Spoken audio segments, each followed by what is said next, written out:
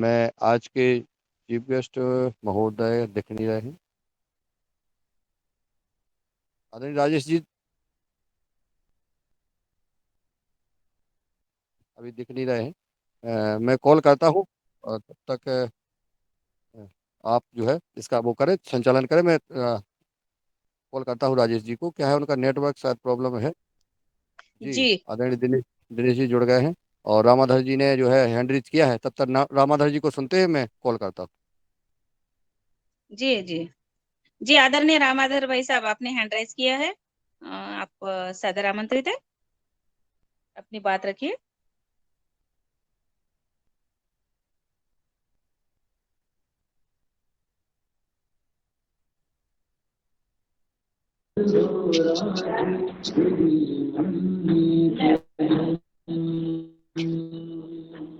चलिए, उनका ऐसे ही हैंड राइज हुआ है।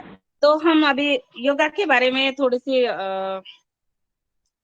जानकारी लेते हैं कि योगा से हमें क्या लाभ हो रहा है। तो सबसे पहले हम आदरणीय भुवनेश्वर राय जी को आमंत्रित करते हैं। आए और अपने आपसे आपको योगा से क्या लाभ हुआ, थोड़ा सा बताने का कष्ट करें। जी, जुड़ गए हैं शायद। धन्यवाद बहन जी। जी सबसे पहले तो आज के हमारी योग टीचर बहन को बहुत बहुत अभिनंदन। उन्होंने बहुत अच्छा तरह से योग कराया, जो हम लोगों ने आज अनुभव किया और खुद हम लोगों ने किया। और जैसा कि आपका कहना है कि योगा से क्या फायदा हुआ, निश्चित रूप से देखिए, यही एक ऐसा कार्यक्रम है योगा कि ये ऐसे समय पर होता है जिस समय पर या तो लोग अपने घरों में या आसपास बैठ करके इस समय को निकाल देते हैं, और इस समय जो लोग इस समय का सदुपयोग कर लेते हैं वे अपने शरीर को काफी हद तक फिट एंड फाइन रखते हैं। जैसा कि सब लोग, आप लोग भी जानते हैं कि काफी लोग अभी भी योगा के बारे में उतना अवेयरनेस नहीं है। हाँ, निश्चित रूप से सुबह चलना, फील्ड में आना, टहलना, लोगों ने काफी कुछ करना शुरू कर दिया है, लेकिन फिर भी अभी बहुत से ऐसे लोग हैं जो सुबह उठ करके और अपने बिस्तर पर भी 7-8 बजे तक बने रहते हैं और चाय पानी अपना किए रहते हैं। और फिर जब समय आता है, जब उनको शरीर में परेशानियां होती हैं, तब उन्हें ध्यान आता है और फिर वो करना शुरू करते हैं, और तब जाकर के उनको कुछ फायदा होने लगता है, फिर वो आगे बढ़ते हैं। लेकिन जो लोग बिना कोई शरीर में नुकसान हुए और इस कार्यक्रम को अपना लेते हैं, निश्चित रूप से वो फिट एंड फाइन रहते हैं। हम लोग भी इसके पहले कभी नहीं किए थे, जब तक पतंजलि से हम लोग जुड़े, और उसके पहले मैं भी नहीं करता था, सही बात है।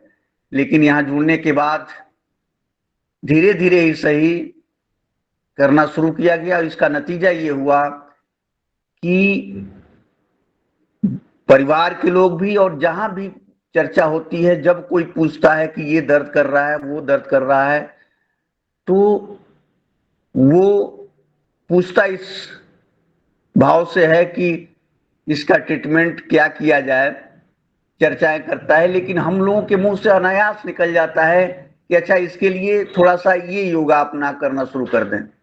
वो लोग निश्चित रूप से, जो लोग जानते हैं कि नहीं आप पतंजलि से जुड़े हुए हैं, तो उनको लगता है कि नहीं, और उसका कारण भी हम लोग अपने को दिखाते हैं कि देखिए कितना फिट एंड फाइन रहते हैं। सब लोग कुछ ना कुछ अपनी बातों को बताते हैं। शायद मुझे भी याद नहीं कि हमारे मुंह से कोई ऐसा सुना हो कि मुझे, घर परिवार के लोग भी, कि मुझे ये प्रॉब्लम है, वो प्रॉब्लम है। इसलिए कि जब से मैं जुड़ा हूं, करीब करीब इस काम को निभाता रहता हूं। हाँ, निश्चित रूप से कुछ और काम होते हैं, तो कुछ वो अपना काम योगा का करने के बाद फिर बैठ करके और योगा के कुछ प्राणायाम भी करते रहते हैं और फिर अपने जो और अपना विभागीय काम है उसको भी करता रहता है, सुनता रहता है। तो ये बहुत बड़ा फायदा हुआ और हम तो चाहेंगे कि जितने भी लोग हैं इसमें अपने, तो सब लोग अपने हित मित्र परिवारों को कर ही रहे हैं और भी लोगों से कर रहे हैं। जितने लोग भी योगा कर रहे हैं वो बहुत अच्छी बात है। योगा के साथ साथ भोजन बहुत बड़ी चीज है। जैसा कि आदरणीय पवन सर कहते हैं कि योगा से आप निश्चित रूप से अपने शरीर को फिट एंड फाइन रखेंगे, लेकिन ज्यों ही आपके शरीर में कोई केमिकल युक्त, रसायन युक्त अगर भोजन जाता है तो फिर आप वहीं बैक आ जाएंगे जहां पे आप पहले थे। थोड़ा बहुत तो वो लड़ लेगा शरीर चूंकि योगा से, लेकिन फिर आप वहीं पे पीछे आ जाएंगे। इसलिए फिर बात वही आता है कि रसायन मुक्त भोजन जो है आपको करना ही करना है और इसके लिए बहुत लोग प्रयास में हैं, लेकिन मैं भी देख रहा हूं कि 100% कोई खा नहीं पा रहा है। वही आदमी खा पा रहा है जो एकदम दृढ़ संकल्पित है और गांव में रह रहा है और अपना अनाज भी पैदा कर ले रहा है और फिर सब्जी भी पैदा कर ले रहा है, दाल भी पैदा कर ले रहा है और फिर वो 12 महीना उसमें लगा हुआ है और वो खा रहा है। लेकिन शहर में रहने वाले लोग अभी नहीं खा पा रहे हैं और उसका एकमात्र कारण है कि उनका प्रयास भी बहुत ज्यादा नहीं है कि मैं वही खाऊं। अगर प्रयास करना सब लोग शुरू कर दें कि मैं वही खाऊं, तो प्रयास का मतलब ये होगा कि जो लोग पैदा कर रहे हैं उनको हम 2 रुपये 4 रुपया ज्यादा दें और जब उनको ज्यादा मिलेगा तो उनको भी फायदा होगा और जब फायदा होगा तो वो पैदावार भी करेंगे। जैसा कि कई लोग जो हम लोग से मिलते हैं, बातचीत होता है, तो वो लोग कहते हैं कि राय साहब वास्तव में जितना हम लोग ढिढोरा पीट रहे हैं या जितनी चर्चाएं हो रही हैं, बहुत से ऐसे लोग हैं जो केवल कहते हैं लेकिन वो करते नहीं हैं। चर्चाएं तो बहुत करते हैं कि हम ये कर रहे हैं, हम वो कर रहे हैं, लेकिन जब उनके फील्ड पर जाइए तो देखने को मिलता है कि वो भी अभी प्रॉब्लम में फंसे हुए हैं और उनका पैदावार क्योंकि प्रभावित हो रहा है। और निश्चित रूप से जब पैदावार प्रभावित होगा तो आप सोच सकते, किसान एक ऐसा शब्द है कि वो चारों तरफ से परेशान है। जैसा कि आप इसके पहले भी देखी हैं कि अभी हम लोग नर्मदापुरम की बात कल हो रहा था कि वहां 6 गायें केमिकल युक्त चारा खाने से मर गई और यह भी बात चल रही थी कि जब किसी की तबीयत खराब होता है तो मूंग की दाल खाने के लिए डॉक्टर कहते हैं और जब ये भी चर्चा होता है कि मूंग की दाल में इतना पेस्टिसाइड डाला जाता है। तो मैं भी एक गांव का रहने वाला हूं और शुरू से एग्रीकल्चर की पढ़ाई करने के बाद एग्रीकल्चर में हर क्षेत्र में नौकरी किया हूं, लेकिन वास्तव में बताऊं कि जितना केमिकल वहां डाला जाता है मूंग की फसल में, मैं इसके पहले खुद नहीं सुना था। इतना तो पंजाब में नहीं डाला जाता जितना नर्मदापुरम में डाला जाता है। अब उसके कारण क्या है? निश्चित रूप से हमको जो लग रहा है वो यही है कि ये सारी चीजें डालने के बाद उनका पैदावार हो सकता है कि बढ़ा है और वो इसमें काफी महारत हासिल की है, इसलिए कि उतना लार्ज स्केल पर कहीं न पैदावार हो रहा है ना इतना सोइंग हो रहा है। जहां भी लोग ये मूंग वगैरह की खेती करते हैं जो जायद की फसल में, तो उनका पैदावार हल्का है। हम लोगों के वहां भी होता है, लेकिन किसी प्रकार का कोई केमिकल डालने का मौका ही नहीं मिलता, न कोई डालता है। अब ये सोचने की बात है कि इसको कैसे वहां कम किया जाए। हम किसी किसान को ये दोष नहीं देंगे कि ये इसलिए कि वो उनका मुख्य उद्देश्य यही है कि भाई हम किसी तरह से पैदावार को बढ़ा लें, 10 पैसा हमारे पास आ जाए ताकि फिर हम अगली फसल को तैयार कर लें। अब इसमें वहाँ के जो साइंटिस्ट हैं, वहाँ के जो लोग हैं, जो और कंपनियां वाले लोग हैं, वो उसमें प्रयास करें कि उसको कैसे और कम किया जा सकता है, बिना केमिकल का किया जा सकता है। क्योंकि बहुत कम अवधि की फसल होती है मूंग, और कोरोजन जैसे फसल में, जैसे हम लोग गन्ना में भी डलवाते हैं इसको, हमारे वहां गन्ना होता है, हम लोग डलवाते हैं, लेकिन एक बार जब कोरोजन डाल दिया जाता है तो ये मानकर चलिए कि 2-3 महीने तक उसमें फिर कोई कीड़ा वगैरह नहीं लगते हैं। और फिर उसी हिसाब से मैंने गन्ने की फसल में लोग 2 बार डालते हैं। बहुत लोग मान लीजिए कि जो ज्यादा डालने वाले होते हैं वो फिर 3 बार डालते हैं, नहीं तो 2 बार, 1 बार, ऐसे तरह से गन्ने की फसल में डालते हैं। लेकिन मूंग में इतना ज्यादा डालना ये थोड़ा सोचने वाली बात है।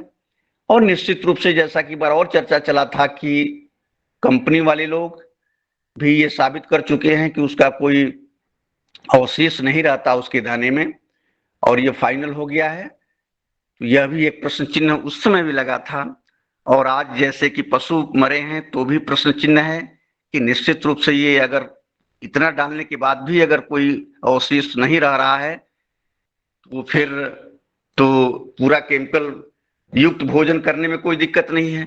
इसका मतलब ये हुआ कि नहीं, निश्चित रूप से उसमें केमिकल के अवशेष जाते होंगे। अब ये जांच का विषय है, जांच जब होगा तो इसका पता चल जाएगा। कहने का मतलब यही है कि प्रयास होता रहे, हम किसी को दोष न दें कि नहीं आप ये काम कर रहे हैं।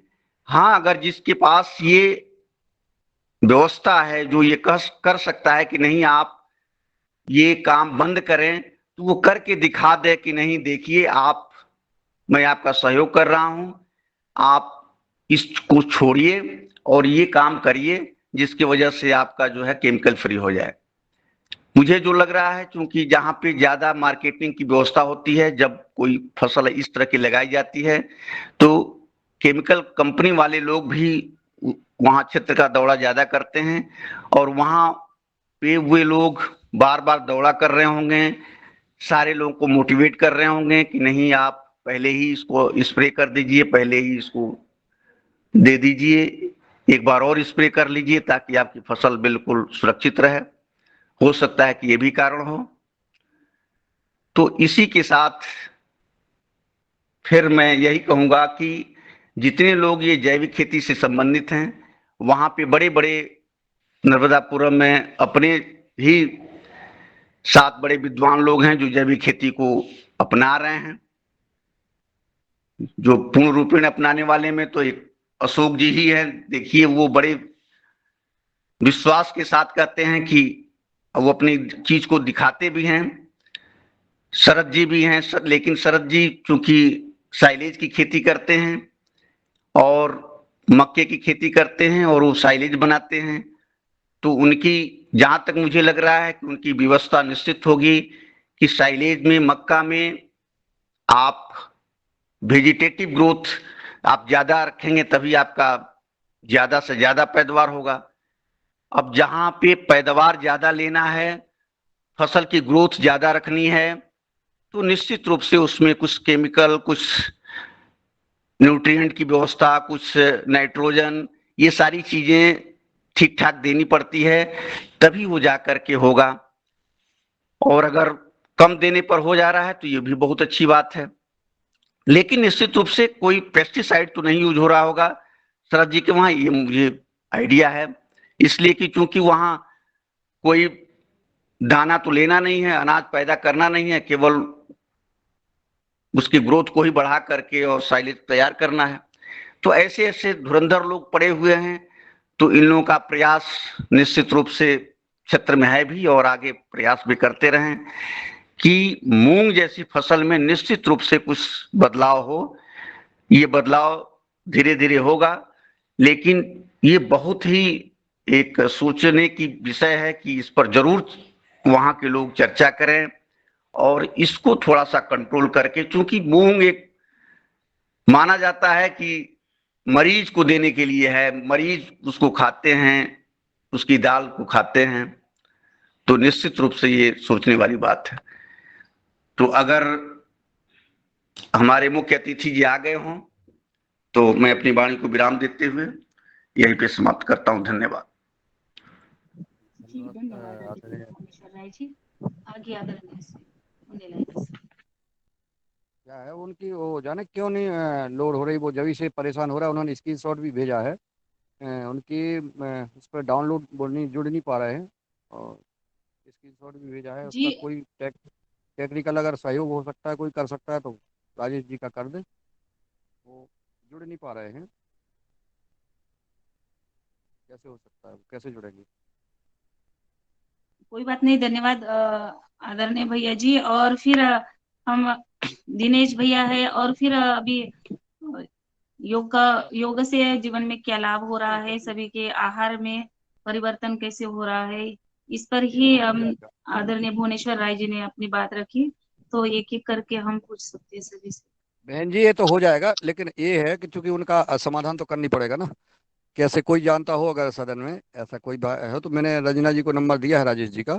जी मैं कर थोड़ा सा लेती हूँ सर। उनसे संपर्क, नहीं वो हैं, जी जुड़े हैं, लेकिन वो उसमें लोड कर रहे हैं तो हो नहीं पा रहा है। तो उसका कोई टेक्निकल सपोर्ट अगर हो जाए तो जी अच्छा मैं रहेगा। कर लेती हूँ। तब जी तब जी। तक अपन तब तक अपन बात करते हैं। ठीक जी है हाँ जी। ठीक है, मैं कर लेती हूँ। जी। और दिनेश सेमवाल जी को कल मैं याद कर रहा था, बहुत दिनों से दिनेश सेमवाल जी का भेंट नहीं हुई और संवाद नहीं हुआ, तो मैं सम्मान आमंत्रित करता हूँ दिनेश जी को, वो आए और अभी तक क्या करते रहे, और एक वहाँ जी कार्यक्रम में संवाद हाँ, करने का करते रहे। जी आदरणीय, बहुत बहुत धन्यवाद। सादर प्रणाम समूचे सदन को। मैं गैर हाजिर रहा कुछ दिनों, और बीच में रंजना बहन से बात हुई तो उन्होंने कहा कि पेनाल्टी पड़ेगी। तो ये पेनाल्टी किस रूप में दूं, ये अभी मैं विचार कर रहा हूँ। लेकिन वास्तव में ये बीच के दिन मैंने सुन नहीं पाया, तो ये मुझे भी अच्छा नहीं रहा। हाँ, ये था कि मैं असल में जिन जिन जगहों पे था, इंटरनेट से थोड़ा दूर ही रहा, या जहाँ जुड़ रहा था वो सही नहीं हो रहा था, यानी मैं कनेक्टिविटी सही नहीं थी। और मैं इसमें कुमाऊं क्षेत्र की यात्रा में था। उत्तराखंड का एक मंडल है कुमाऊं मंडल, और वहाँ पे आइडिया ये रहा कि बीच में था असम में, तो असम से वार्ता होती रही। आदरणीय हमारे विनय कुमार सर हैं, तो उन्होंने कहा कि मुझे पंतनगर जाना है। तो मैंने कहा मुझे भी उत्तराखंड आना है, लेकिन आपसे मुलाकात हो तो कैसे। तब तक यहाँ पे शुपा बायोटेक है नैनीताल में, तो वहां से एक संदेश आया कि वो एक प्रशिक्षण कर रहे हैं बायोडायनमिक एग्रीकल्चर पर। और मैं इस विषय से पूरी तरह से मेरा इस पे कोई ज्ञान नहीं था, तो मैंने सोचा कि मैं भी इस पे कुछ प्रशिक्षण प्राप्त कर सकूं, ताकि कभी लिखना हो या बोलना हो तो या समझना हो तो बात रखी जा सके। तो ये दोनों बातें एक साथ हो गई। डॉक्टर विनय कुमार सर से मिलने की बात भी रह गई। डॉक्टर कश्यप हमारे योगाहार के सदस्य हैं, उनसे भी वार्तालाप हो गई, और मैं नैनीताल के शुपी गांव में भी पहुंच गया। शुपी गांव ऐसा गांव है जहां हमारे वरिष्ठ और आदरणीय डॉक्टर हमारे कह सकते हैं यहाँ के जो उत्तराखंड के मुख्य सचिव रहे हैं, पहले मुख्य सचिव, उन्होंने खूब वहाँ पे कार्य किया है। और साथ में आदरणीय हमारे योगहार के आदरणीय हमारे वरिष्ठ सदस्य और हमारे मार्गदर्शक आदरणीय पवन सर ने वहाँ पे खूब कार्य किया है जल संरक्षण के लिए और वन संरक्षण के लिए। जैसे उनसे वार्ता हुई तो मैंने कहा ये चित्र मुझे देखना है। हालांकि भी उस क्षेत्र में पहले गया था, लेकिन इस लिहाज से और इस रूप से और इस धारणा के साथ नहीं गया था।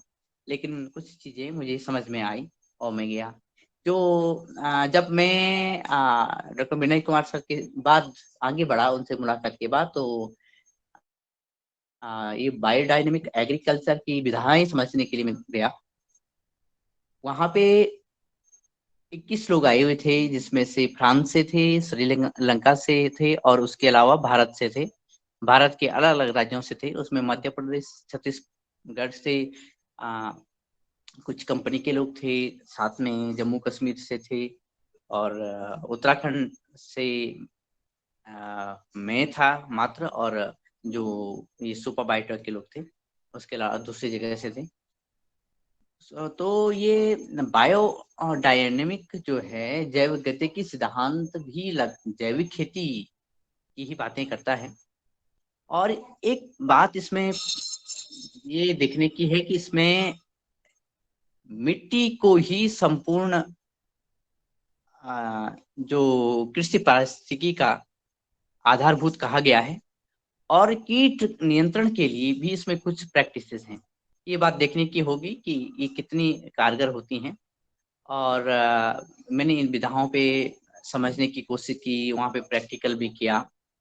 और जब हमारे केमिकल फार्म जब ऑर्गेनिक में बदल जाते हैं, तो उसके बाद का जो वर्ष होता है वो निर्भर है, वो डिपेंड करता है फिर कि हम यानी उसके बाद हम बायोडायनेमिक में उतर जाते हैं। एक दिन उस पर अलग से वार्ता हम करेंगे।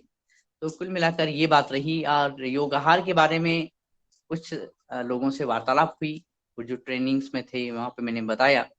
तो जम्मू कश्मीर से और मध्य प्रदेश से, और साथ में जो हरियाणा से और अन्य राज्यों से भी इस कार्यक्रम में लोग जुड़ेंगे जल्दी मुख्य अतिथि के रूप में। अपने जो, क्योंकि लोग बहुत समय से इस पे कार्य कर रहे हैं, तो वो अपने अनुभव बताएंगे।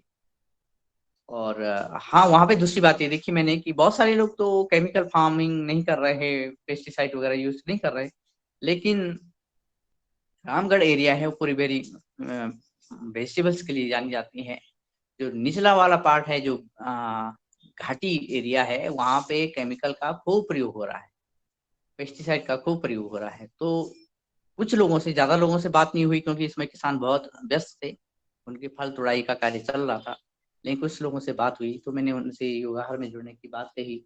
साथ में हमें जो आदरणीय शायद विनय कुमार सर उपस्थित होंगे, नहीं होंगे पता नहीं, तो उनकी जो उन्होंने अलग अलग आईपीएम की तकनीक के बारे में बताया है, तो मैंने किसानों से वार्तालाप की, उनसे मैं संपर्क भी करूंगा आने वाले टाइम में। तो आज के लिए शायद मेरे पास इतने ही शब्द हैं, और जल्दी ही इसका विस्तार भी होगा। हाँ, जो छत्तीसगढ़ से तीजन बाई हमारे साथ जल्दी जुड़ेंगी, और पद्म विभूषण तीजन बाई हमें जो पावड़े गीत हैं उनको सुनाएंगी, तो जल्दी हो सकता है। और उसी के साथ नमन, धन्यवाद, प्रणाम। धन्यवाद आदरणीय दिनेश जी। बहुत दिन से आवाज़ नहीं सुनने को मिली थी। और हमारे आदरणीय सदन में चीफ गेस्ट महोदय के बारे में बताना चाहता हूँ कि इन्होंने 3 एकड़ में मूंग पैदा की है, और मूंग में किसी प्रकार का कोई केमिकल नहीं डाला है। वो किसी भी पूरा प्राकृतिक जैविक खेती पद्धति से मूंग पैदा की गई है। इस मूंग को देखने पूरा जिला रायसेन का आया।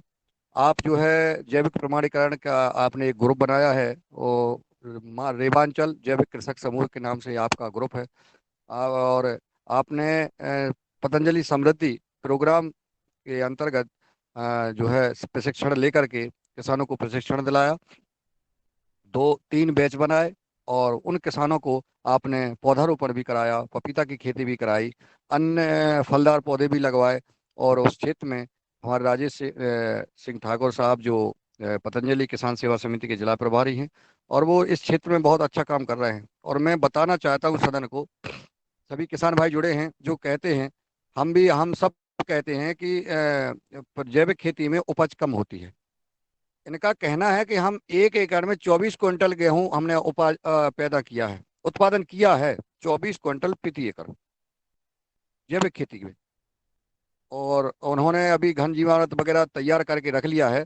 और अभी मूंग के बारे में ही उन्होंने, मूंग का उपज उनका शायद अभी थ्रेसिंग नहीं हुई है, हार्वेस्टिंग नहीं हुई है, परंतु मूंग भी उन्होंने बिल्कुल पूर्ण जैविक पद्धति से की है।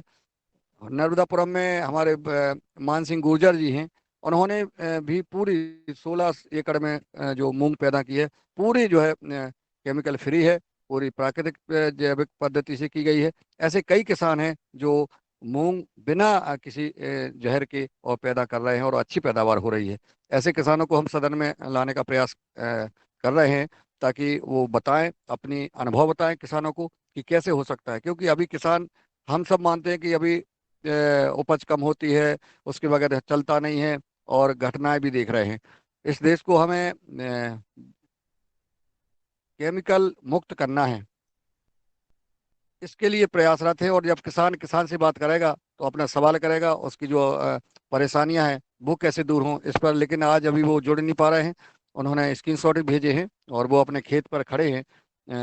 लेकिन मैंने मैसेज भी किया है ग्रुप में दैनिक व्यवहार कार्यक्रम के 1 और 2 दोनों में, कि अगर कोई टेक्निकल सपोर्ट उनको हो सकता है तो देने का कष्ट करें ताकि वो जुड़ जाएं। तब तक हम जो है अपने संवाद को आगे बढ़ाते हैं। हमारे बीच में कोई और इस विषय पर जो हमने कहा है कि कि मूंग बिना केमिकल के पैदा हो सकती है और अच्छी पैदावार होती है, जैसी इसमें अगर किसी का कोई सवाल हो कि नहीं ऐसा नहीं हो सकता है, बिना केमिकल के मूंग पैदा नहीं हो सकती है, कीटनाशक प्रयोग करने पर ही कीटों का प्रबंधन किया जा सकता है। आदरणीय विनय सिंह आदरणीय विनय कुमार जी ने लगातार हम सबको मार्गदर्शन दिया है और उन्होंने 5 प्रकार के जो सिस्टम बताए हैं कीट प्रबंधन के, उनका भी हम तैयारी कर सकते हैं और उनसे पूछ भी सकते हैं कि हम कैसे करें, क्या करें। कल हमारा लगभग आधा 1 घंटे संवाद हुआ इसमें, और चर्चा भी हुई कि हमको एक एक जिले में एक एक जगह हमें इस कीट प्रबंधन वाली पूरी किट का जो है रखना पड़ेगा, ताकि हम किसानों को बता सकें, उनके यहाँ जाके लगा सकें। और फिर हम कोई भी एक कंपनी ऐसी हो कि वो कंपनी जो है सारे जो है जो हमारे इसके कीट प्रबंधन के बिना उसके जो यंत्र हैं वो कोई रख ले जिले स्तर पे, और उसको हम किसान उसके यहाँ भेज दे, क्योंकि किसान ऑनलाइन जो है नहीं कर पाता है, या ऑनलाइन या तो पैसे डालने में झिझकता है या लापरवाही हो जाती है। तो मैं चाहूंगा कि हर जिले में एक एक ऐसा कोई किसान हो, व्यापार की दृष्टि से उसको उसका जो मार्जिन है वो दिया जाएगा, क्योंकि और वो चूंकि कम से कम 5 किट मंगा के रख ले, और जब उसमें हम उस जिले में जाएं आपस में चर्चा करें तो हम बता सकते हैं कि ओंकार नाथ जी के यहाँ वो किट रखी है, आप जाके ले लीजिए, या वहां जा करके ओंकार नाथ जी जा करके उसके खेत में लगवा दें और उसका जो भुगतान है वो ले लें। उदाहरण के लिए बताया हमने, चाहे वो शरद जी हो चाहे कोई भी हो। ऐसा हो सकता है क्या? मैं सदन से चाहूंगा कि अपना मत जो है हमें प्रदान करें, क्योंकि कीट प्रबंधन का हमें इंतजाम करना ही होगा। हमारी सब्जियां जो चल रही हैं, सब्जियों में अधिक से अधिक पेस्टिसाइड डाला जा रहा है, बहुत जहर डाला जा रहा है। इससे हमें बचने के लिए हमें कोई उपाय करना चाहिए। ओमकार नाथ जी ने शायद ओम का अनम्यूट हुए हैं, मैं चाहूंगा कि आप अपना सुझाव देने का कष्ट करें। जी आदरणीय ओम, सभी को ओम। नमस्कार। बस जी जी जी नमस्कार। अब कहना चाह रहे थे ना कि अब ये तो हम आश्चर्य करते हैं कि यूपी में यार उधर जो एरिया है, एमपी साइड एरिया है, मूंग की खेती में लोग खाद का और दवा का प्रयोग करते हैं, लेकिन हम अपने यहाँ का बताते हैं कि मेरे यहाँ मूंग में खाद नहीं पड़ता है, ना दवा पड़ता है। और सारे फसलों में तेलहन और दलहन में कोई खाद या कोई पेस्टिसाइड नहीं प्रयोग होता है। तो हम अपने यहाँ का बता रहे थे। तो हम सुनते हैं कि यहाँ आपके यहाँ उधर एमपी साइड यूपी साइड में लोग मूंग में काफी मात्रा में खाद और दवा का प्रयोग करते हैं। तो मेरा पूर्णतः पूर्णतः मेरे यहाँ जैसे कि मूंग की खेती मेरे भी यहाँ भी होता है, जहाँ पानी के साधन है, तो लोग एकदम कोई भी खाद और दवा का प्रयोग नहीं करते हैं और अच्छा से पैदा हो जाता है, कोई बीमारी भी नहीं पकड़ता है। अब पता नहीं क्या विशेषता है, अब नहीं बता सकते, लेकिन कोई बीमारी भी नहीं होता है मूंग में और अच्छा से पैदा होता है। जी यही बताना कहना चाह रहे थे। तो आप जो है मूंग में कोई खाद और दवा नहीं डालते? कुछ कुछ नहीं, कुछ नहीं, इसकी कुछ नहीं। पैदावार क्या रहती है, पैदावार क्या है, औसत क्या रहता है? पैदावार जैसे कि 1 एकड़ में मतलब कि हमारे यहाँ 1 कट्ठा चलता है, 4.25 डिसमिल का 1 कट्ठा चलता है। तो 1 कट्ठे में हो जाता है करीब 10 से 15 किलो होता है। मतलब कि आधे आधा मन हो जाता है 1 कट्ठा में, यानी कि 1 एकड़ में करीब लगभग लोग 2.5 से 3 क्विंटल, मतलब हो गया 30 दहा 300, हाँ 3 साढ़े 3 क्विंटल लगभग पैदावार होता है 1 एकड़ में। 1 एकड़ में कितना बीज बोते हैं अपन? 1 एकड़ में बीज 250 ग्राम से हो गया 6 चौक 24 7 चौक 28, करीब 6-7 किलो। 7 किलो। हाँ ठीक है, ये एकड़ बराबर है। 7 किलो मूंग जी मैंने भी अभी 1 एकड़ में 7 किलो मूंग मैंने बोई है, और मैं जी देखता हूँ उपज क्या होती है। और आपने एक बहुत अच्छी बात कही है कि झारखंड जी में देखिए ओंकार नाथ जी बहुत सफल कृषक हैं, इनका एफपीओ भी है, और ये जो है बहुत अच्छा काम कर रहे हैं। और अभी आप जो है कम से कम 25,000 पौधे आम के लगवा रहे हैं, बड़ी उपलब्धि है। बहुत इतनी उपलब्धियां कितनी गिनाएं अभी, चूंकि हम वो प्रेजेंटेशन नहीं कर पा रहे हैं, इसका भी मैं निवेदन करूंगा, और हमारे आदरणीय पवन सर जी सदन में जुड़े हैं, कि हम अपने योगाहार कार्यक्रम की उपलब्धियां, हमारे जो किसान हैं, जो सदस्य हैं, जो जिस प्रकार का कार्य कर रहे हैं, यानी कि हम उपलब्धियां भी जरूर जो है संजोए उनको। थोड़ा सा अनुमति चाहेंगे, थोड़ा सा अनुमति चाहेंगे, अगर हम अगर जी अनुमति देंगे तो हम अपना प्रोग्रेस रिपोर्ट बता देना चाह रहे हैं। जी जी, अभी स्वागत है अभी आपका। तो जी, अभी अभी तो मेरा पीओ गठन हुआ है, और अभी एक तरह से जन्म लेकर ही खड़ा हो रहा है। लेकिन उसके पहले से मेरा मार्केटिंग काम शुरू हो गया है। और जैसा कि हम पहले भी हम जानकारी दे चुके थे कि ब्लैक राइस का खेती कर रहे हैं हम लोग। पिछला साल हम लगाए थे, करीब 1-1.5 एकड़ में लगाए हुए थे। और सारे जो मेरा उपज हुआ उसका हम 50% हम उसको चावल बना दिए, और उसका चावल बना के मार्केटिंग कर रहे हैं। और 50% उसको सीड के लिए रखे हुए थे, और सीड का भी हम मार्केटिंग कर रहे हैं, सीड भी हम सप्लाई दे रहे हैं लोगों को। तो एक हम ये देख रहे हैं कि इसका अच्छा रेट बहुत अच्छा है काला चावल का, और हमको कोई परेशानी नहीं हो रहा, काफी डिमांड हो रहा है, हम तो पूरा नहीं पा रहे हैं। और अभी रांची में हम दो दो बार भेज चुके हैं, 20-20 किलो करके भेज दिए। अपने शहर में जो बड़े बड़े लोग हैं उनके पास per day 2 kilo 5 kilo 10 kilo का डिमांड हो रहा है। अभी दिल्ली दिल्ली भेजे हैं ऑर्गेनिक, 200 रुपए किलो के हिसाब से ऑर्डर आया दिल्ली से। अभी 50 किलो दिल्ली भेजे हैं। और इस सब सारा कार्य को देखते हुए हमारे जो कंपनी जिसके माध्यम से मेरा एफपीओ का गठन हुआ है, सिनर्जी टेक्नोफिन करके कंपनी है, उसके माध्यम से नबार्ड नबार्ड दे दिया सिनर्जी टेक्नोफिन को। और टेक्नोफिन के माध्यम से हमारे झारखंड में एफपीओ का गठन हो रहा है। बहुत सारे करीब 30-40 एफपीओ का गठन हुआ है टेक्नोफिन के माध्यम से। और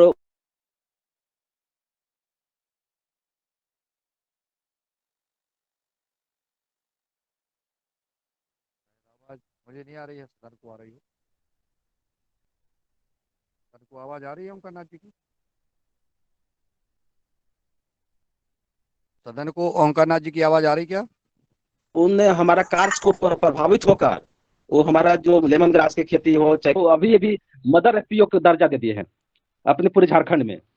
तो एक बड़ा ऊपर सुखद है, हम कोई अपना बड़ाई नहीं बोल रहे हैं, लेकिन वो काफी काफी प्रभावित हुए। और उन्होंने बोला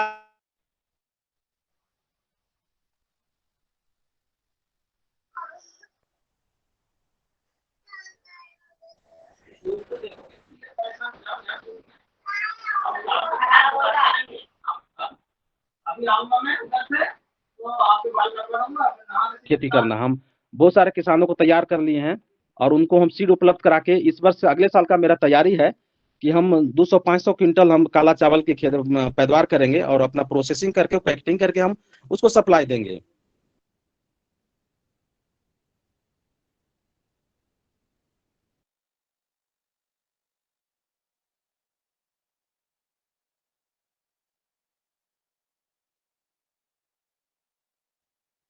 ओमकार नाथ जी अभी बोल रहे हैं?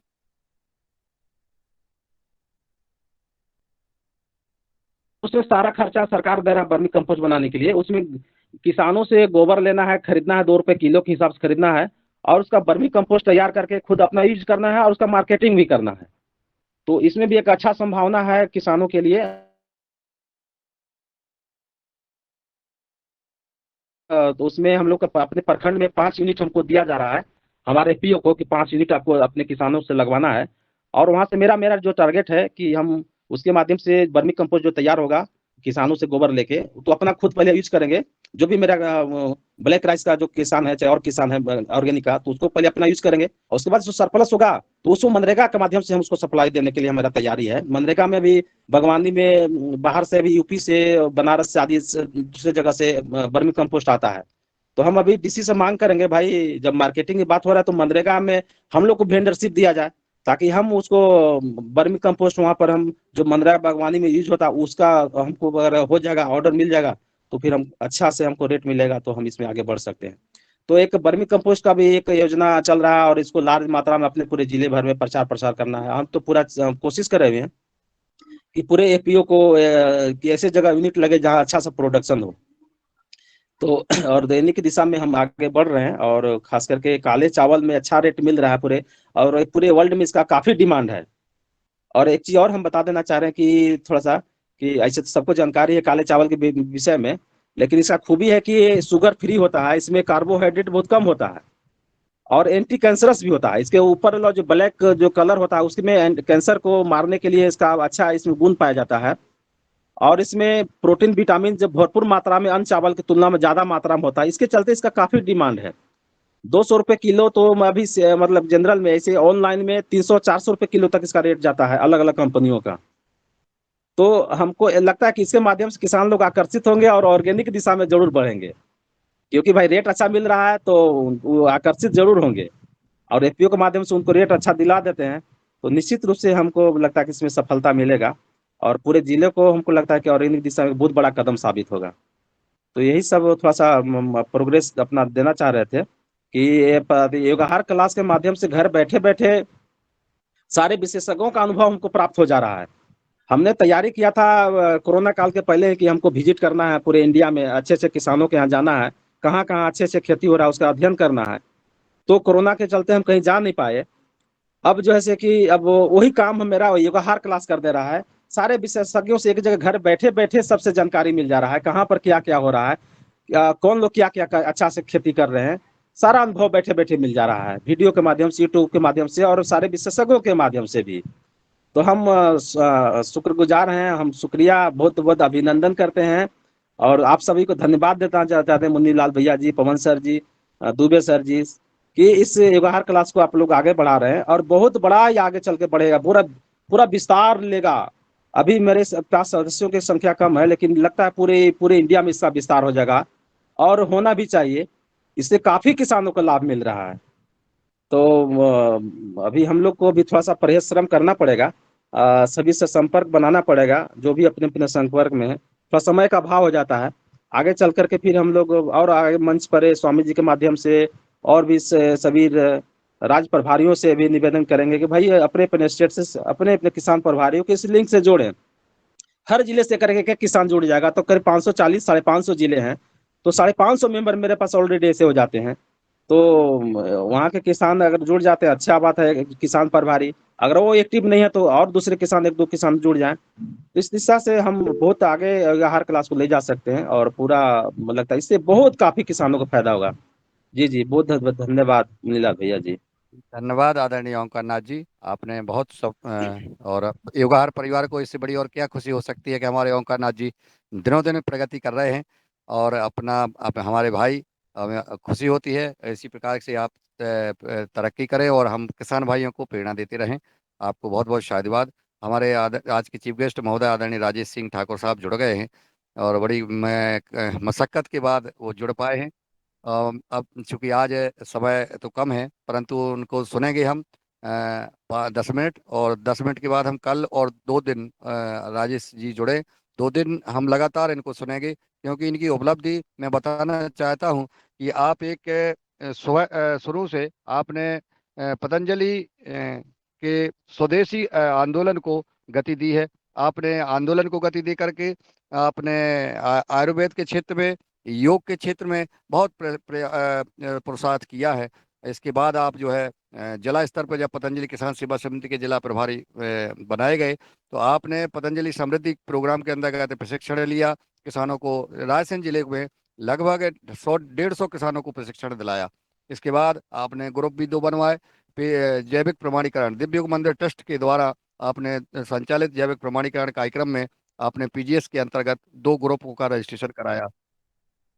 इसके बाद किसानों को आपने मार्गदर्शन दिया और आज उनको जिला रायसेन के शासकीय विभाग, कृषि विभाग के समस्त जो जितने भी किसान हैं पंजीकृत या जो संस्थाएं हैं, जो एफपीओ हैं, उनको इनका मार्गदर्शन करने के लिए आदरणीय राजेश सिंह ठाकुर साहब के खेत पर किसानों को का विजिट कराया जा रहा है। सरकार कर रही है और आपका मार्गदर्शन देने के लिए ही आपको आमंत्रित कर रही है। तो ऐसी उपलब्धि आपकी है, मैं आपको सम्मान के साथ आमंत्रित करता हूँ राजेश जी कि आप आएँ और हमें 10 मिनट आज सिर्फ जो है एक किसी बिंदु पर आप अपने पूर्व में आपके द्वारा क्या किया गया है, कैसे आप जो है आगे आए, और इसके बाद हम कल मूंग पे चर्चा करेंगे, परसों हम आपकी गेहूं की उपज पे चर्चा करेंगे क्योंकि आपने 24 क्विंटल गेहूं प्रति एकड़ उगाया है जैविक पद्धति से और मूंग का आपका अच्छा प्रदर्शन रहा है। तो आज आपका पहले परिचय हो जाए, आपके पीछे आपने क्या किया है, और इसके बाद फिर हम कल मिलते हैं। आदरणीय राजेश जी, आपको आमंत्रित करते हैं।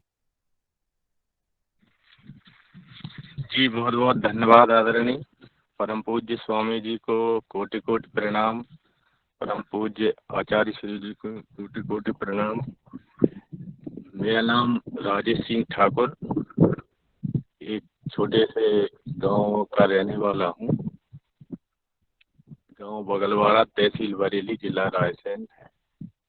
तो जैसा भाई जी ने बताया ऐसा तो कुछ नहीं है, पर थोड़ी थोड़ी सेवाओं में जुड़ा हूँ और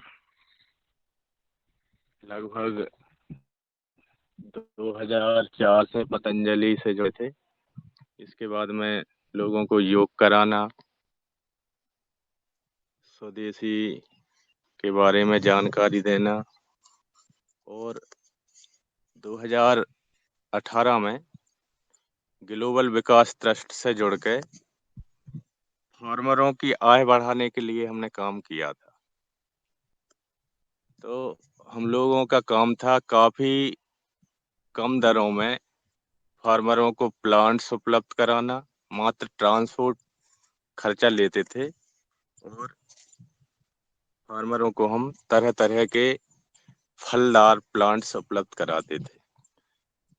इस दौरान रहटी में के अग्रवाल जी हैं, सॉरी के पालीवाल जी हैं, उनके यहाँ मैं पहुंचा तो बात हुई। उन्होंने बोला भैया इससे काम चलने वाला नहीं है, आप किसान हैं, आप खेती करें, जो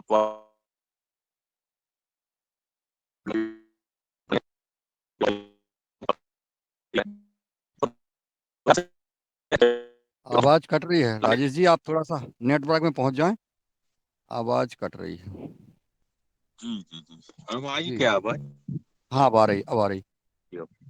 तो ऐसे करके पूरा ये रहा है। और इस साल मैंने जॉब छोड़ दी थी, जो कि 4,60,000 रुपये पैकेज था सालाना, छोड़ के और ये प्राकृतिक खेती 2018 में पतंजलि के माध्यम से ट्रेनिंग भी ली।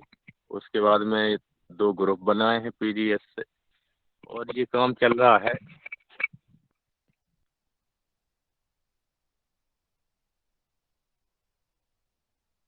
काम चल रहा है प्राकृतिक खेती का, उसको सराहना कर रहे हैं, लोग आ रहे हैं सरकार के द्वारा।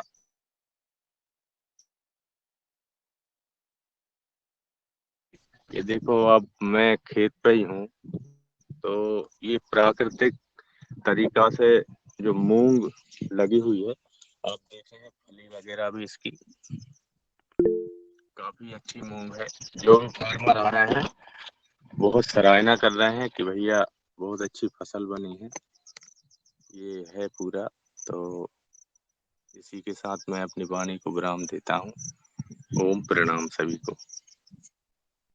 किसी का कोई सवाल हो राजेश जी से? अभी कल राजेश जी फिर रहेंगे, कल राजेश जी आप रहेंगे, क्योंकि आज आपका जी जी सभी आज समय लगभग हो गया है और अभी हम आदरणीय पवन जी का मार्गदर्शन लेंगे। कल आप जी रहेंगे जी और नेटवर्क में पहले से पहुंच जाएं, क्योंकि चूंकि आवाज़ आपकी साफ रहे, क्योंकि मुझे मालूम है आपके गांव में नेटवर्क प्रॉब्लम है। घर में मैं गया हूं। आप इसलिए मैं भाई सुबह खेत पे ही आ गया था। मैंने गांव पे हाँ, तो समझ रहा हूँ। बिल्कुल नेटवर्क मिलता ही नहीं है अपने घर पर, तो मैंने कि इसी वजह चले से ये खेत पे। इसी वजह से ये जुड़ नहीं पाते हैं। रोज नहीं तो राजेश जी तो रोज जुड़े, परंतु नेटवर्क की प्रॉब्लम के कारण नहीं जुड़ पाते हैं। ऐसे कई किसान हैं जो जुड़ना चाहते, परंतु नेटवर्क के कारण नहीं जुड़ पाते हैं।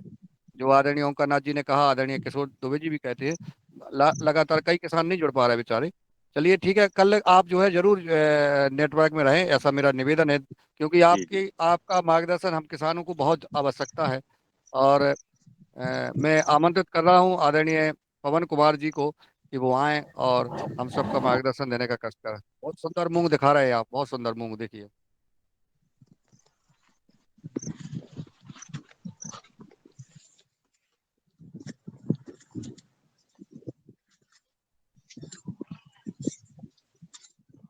पवन पवन कुमार जी शायद अभी मूव हो गए हैं, कोई काम आ गया होगा। तो अब मैं आमंत्रित कर रहा हूँ आदरणीय जी, आदरणीय प्रदीप राज वर्मा जी, आपका स्वागत हाँ है। सभी भाई लोगों को प्रणाम ओम। और राजेश जी, आपको याद है कि हम लोग आपस में मिले एक बार बिही के मतलब अमरूद के बारे में बात हुई थी, आपने बर्फ खान अमरूद के बारे में मुझसे बात की थी और जी जी जी मुनगा के बारे में बात की थी। तो मैं ऐसा निवेदन करूंगा कि कल आपकी जो संस्था बहुत अच्छा काम कर रही है, ग्लोबल कुछ नाम था उसका, मेरे को याद नहीं आ रहा, उसके बारे में थोड़ी जी अच्छी जानकारी सबको दीजिएगा, क्योंकि वो बहुत अच्छा काम कर रही है और लोग उससे जी प्रेरित भी हो जाएंगे। जी जी जी।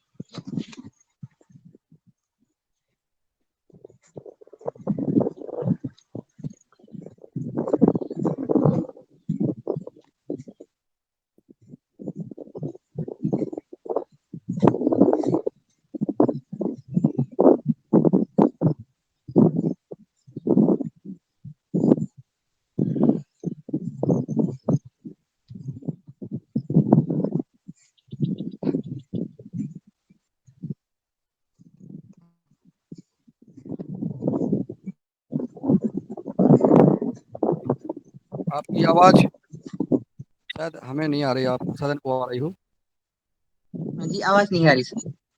नहीं आ रही जी सर। भाई जी, आवाज नहीं आ रही। हाँ, आवाज नहीं आ रही है। कल नेटवर्क में रहेंगे राजेश जी, तो जी जी जी जी। आज का कल नेटवर्क में रहेंगे आप तो। और जी जी ओंकारनाथ जी, आप कुछ मार्गदर्शन देना चाहते तो आपका स्वागत है।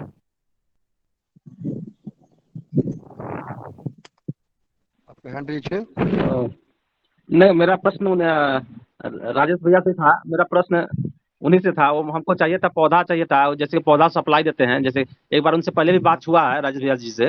वो केला का पौधा के लिए हम मांग किए थे, तो अभी क्या बांस का पौधा सप्लाई देते हैं, उस जानकारी चाहिए था। क्योंकि वो नेटवर्क में नहीं है तो बातचीत उनसे हो नहीं पा रहा है। अगर उनको आवाज पहुंच रहा है तो थोड़ा जानकारी देंगे। अगर बांस के पौधा उपलब्ध हो आपके यहाँ तो हमको थोड़ा सा जानकारी देंगे राजेश भैया जी। जी जी जी जी। देखिए, आपके यहाँ प्लांट्स पहुंचाना थोड़ा ऐसा है कि ट्रांसपोर्ट बहुत ज्यादा हो जाता है, या उतने प्लांट्स हों तो दिक्कत नहीं है। बाकी बांस भी आपको उपलब्ध है। कितना कितना प्लांट, प्लांट्स कितना ऑर्डर करना पड़ेगा? कितने बांस का पौधा ऑर्डर करना पड़ेगा?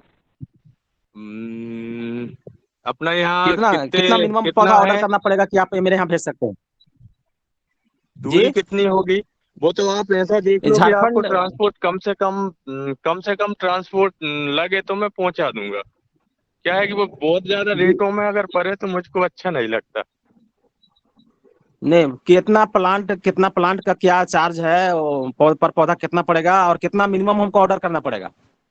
देखिए, आप मिनिमम 10,000 पौधा बुक करें, और अलग जी अलग वेराइटियों के रेट्स अलग अलग हैं, वो लिस्ट मैं आपको व्हाट्सएप पे दे दूंगा। जी जी, वेराइटी मेरा के ऊपर आपका है। नंबर हम। जी जी जी, एक एवरेज बता दें भैया, एवरेज बता दें कि क्या रेट चल रहा है, उसमें कितना मिलेगा, कितना में हमको उपलब्ध हो पाएगा? एक आइडिया थोड़ा सा प्लांट्स तो मोटा आप मोटी बता दें। जितने चाहें, 10 रुपए नहीं, आप से बता देंगे 35 रुपए के बीच उनका रेट है। जी, 10 से दस 35 रुपए के से बीच में 35 रुपए। आपको रेट है। जी। अच्छा, इसमें क्या सब्सिडी वगैरह भी है क्या? हाँ, इसमें देखिए, हमारे यहाँ एमपी में तो दे रही है।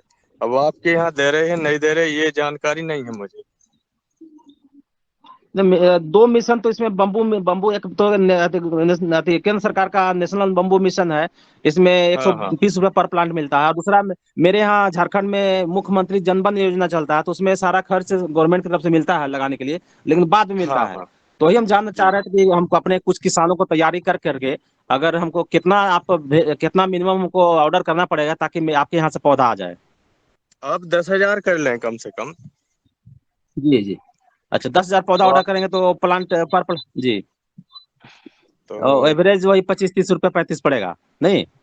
नहीं, वो क्या है, मैं आपको बता दूं कि प्लांट्सों के अलग अलग रेट हैं, जो वेराइटियां हैं उस जी हिसाब से वो रेट हैं। जैसे मान लीजिए कि ये बालकुआ का क्या बालकुआ का क्या रेट है बालकुआ का। बालकुआ आपको मिल जाएगा 30 से 35 के बीच में पड़ जाएगा। जी जी जी। वो मतलब टीसू पहुंचा के वाला। पड़ेगा कि फिर वहाँ वो पहुंचा के पड़ेगा कि फिर वहाँ का रेट है। नहीं, ये यहाँ का रेट है। अच्छा वहाँ फिर उसके अलावा ट्रांसपोर्ट का लगेगा उसमें। ट्रांसपोर्ट का अलग है, और अगर पौधे बढ़ रहे हैं तो ट्रांसपोर्ट कम हो जाएगा, तो लगभग हम लोग इसी रेट पे आपको पहुंचा देंगे। 10,000 से ऊपर अगर प्लांट्स पड़ रहे हैं, प्लांट्स की पूरी गारंटी जी जी रहेगी आपको। टीसू वाला मिलेगा, जी जी जी जो कि तीसरे साल आप जी उसको काट सकते हैं। जी जी जी। ठीक है अच्छा देखते हैं बाकी भैया फिर आपसे फिर बात करेंगे। जी जी जी जी धन्यवाद भैया। जी जी। धन्यवाद। और कन्हा जी, मैंने नंबर भी ग्रुप में डाल दिया है राजेश जी का, तो आप संवाद कर सकते हैं। और ये जी इनका काम बिल्कुल साफ सुथरा काम है। ना झूठ बोलते हैं, ना किसी को गलत सुझाव देते हैं। और तो आप बात भी कर सकते हैं इनसे, तो जो भी है, क्योंकि इनका अनुभव अच्छा है। मैं जी ना चाहूंगा इनका आज नंबर मेरे पास सेव है पहले से हम बातचीत हुआ है इनसे पहले नंबर सेव करके रखे हुए हैं जी। जी, बहुत अच्छा। अब मैं चाहूंगा आदरणीय दिनेश जी सेमवाल जी सदन में उपस्थित हैं। आप आभार ज्ञापित कर आज की युवा कार्यक्रम को यहीं विराम दें। और राजेश जी से निवेदन है कि कल जो है आप 2 दिन जरूर कष्ट सहें कि आप नेटवर्क में नहीं रहें, नहीं, चाहे अब खेत में। आप भाई कहीं जी, अब ऐसी मैं जगह हमेशा रहूंगा। अरे वाह, ठीक ठीक। इसलिए कि चलिए आज सुबह सुबह अब मैं खेत ही आने लगा हूँ। वो गांव पे वो समस्या है नेटवर्क की, हम्म, तो और डेली रहूंगा मैं, कोई दिक्कत नहीं है। इससे जुड़े रहिएगा। और ज्यादा है तो आप वीडियो बंद रखें तो शायद नेटवर्क काम करेगा ऊपर खेत पे। और जी जी। अपना नहीं नहीं, खेत पे हाँ दिक्कत नहीं है। गाँव जी जी। नहीं, आज आवाज कट रही थी ना, अभी कट रही है आवाज थोड़ी थोड़ी। अच्छा अच्छा। जी जी दिनेश जी, तो सबका आभार ज्ञापित करने का कष्ट करें। जी जी आदरणीय धन्यवाद। असल में पिछले एक हफ्ते से तो मैं कार्यक्रम को सुन नहीं पाया और आज वार्तालाप रही अपने अपने अनुभव आदरणीय सदस्यों ने व्यक्त किए। साथ में आज के युग कक्षा नित्य की तरह ही अच्छी रही होगी क्योंकि मैं उसे भी ज्वाइन नहीं कर पाया। तो मैं आज के योग शिक्षक और मुख्य अतिथि का बहुत बहुत धन्यवाद करता हूँ सदन के माध्यम से। और जैसे कि आदरणीय भाई साहब ने बताया है कि हमारी जो आज के मुख्य अतिथि हैं वो अगले दिनों भी सदन के साथ बने रहेंगे और वार्तालाप जारी रखेंगे मुख्य अतिथि के तौर पर भी कल परसों। और इसी क्रम में आदरणीय सभी सदस्य जो इस कार्यक्रम से निरंतर जुड़े हुए हैं और आज की कार्यक्रम में सम्मिलित हुए हैं या जो लेफ्ट भी चुके हैं उनका भी सदन की तरफ से बहुत बहुत धन्यवाद है। पतंजलि और किसी उसकी सभी शाखाएं उप शाखाएं और उनसे जुड़े हुए सदस्यों का बहुत बहुत धन्यवाद। मैं सुन पाया था आदरणीय भुवनेश्वर राय जी को। सर आपका बहुत बहुत धन्यवाद और आपने जो मिली जुली जो प्रतिक्रिया की है जो आपके पास एक विश्लेषण आया है आपने वो दर्शाया है और आप किसानों का मार्गदर्शन करते रहते हैं और इसी क्रम में बने सिंह सर आपका भी बहुत बहुत धन्यवाद। आदरणीय किशोर दुबे सर ने भी एक ऐप शेयर किया है शायद अन्य सदस्य ने उन्हें उससे देखा होगा मैं भी उसे देखूंगा। और गजानन बाजार जी कृष्ण कुमार जी आदरणीय किशोर दुबे जी मणिपाल गोधरा जी मिथिलेश सिंह जी नीलकंठ साबले जी निर्मला जोशी जी निर्मला जोपे जी ओंकार नाथ जी प्रदीप राज वर्मा जी प्रणाली मराठी जी राजेश सिंह जी जो आज हमारे मुख्य अतिथि हैं और रमेश चंद मेहरा जी और रोहताश कुमार जी रूप सिंह राजपूत जी और रूमीराम जायसवाल जी श्रीकांत जोपे जी शुभम शर्मा जी उमाशंकर प्रसाद जी, वैशाली विनायक जी, विनय मिश्रा जी, योग हार्ट टीम जो रिकॉर्डिंग पर लगी हुई है, और साथ में आदरणीय हमारे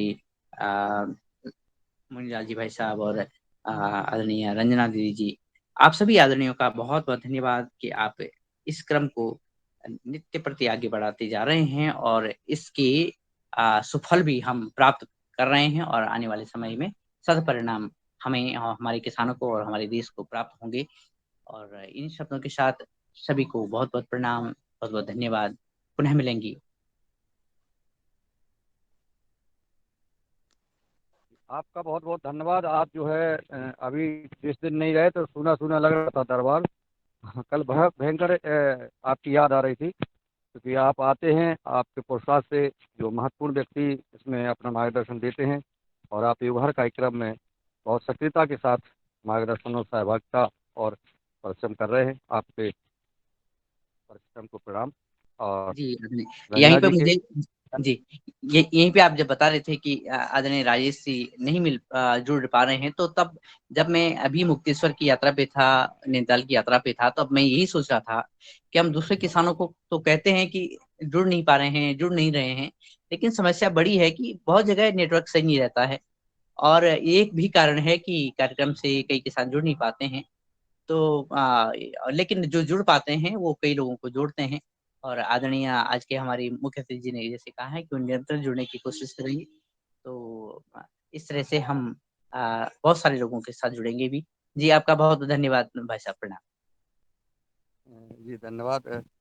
और रंजना जी भी खूब परिश्रम कर रही हैं, और सभी हमारे जो बस आप जुड़ेंगे, जोड़ने का प्रयास करेंगे अपन, लगातार जो मार्गदर्शन मिलता है सदन में उसको फॉलो करते हैं, परंतु अब प्रयास है, करते हैं। अब कहीं ना कहीं समस्याएं होती हैं, जैसे यार राजेश जी का आज मालूम पड़ा कि नेटवर्क के कारण नहीं जुड़ पा रहे। अब जब वो खेत पे आएंगे तो निश्चित जुड़ेंगे। अब उनको सुबह खेत पे आना पड़ेगा, और वो आएंगे तो जुड़ जाएंगे। अब वो अन्य किसानों को भी जोड़ेंगे, उनके पास अभी किसान हैं, बहुत किसान हैं, वो कल जोड़ेंगे। जी भाई जी, बिल्कुल। ज़्यादा से ज़्यादा किसानों को अपन जोड़ने का प्रयास करेंगे, तो जोड़ेंगे ज़रूर। और एक निवेदन मैं कर रहा था कि अपन लोग तो सदस्य हैं, मुख्य अतिथि के रूप में अन्य लोगों को अपन नए-नए जो जुड़ेंगे उनको ले लेंगे।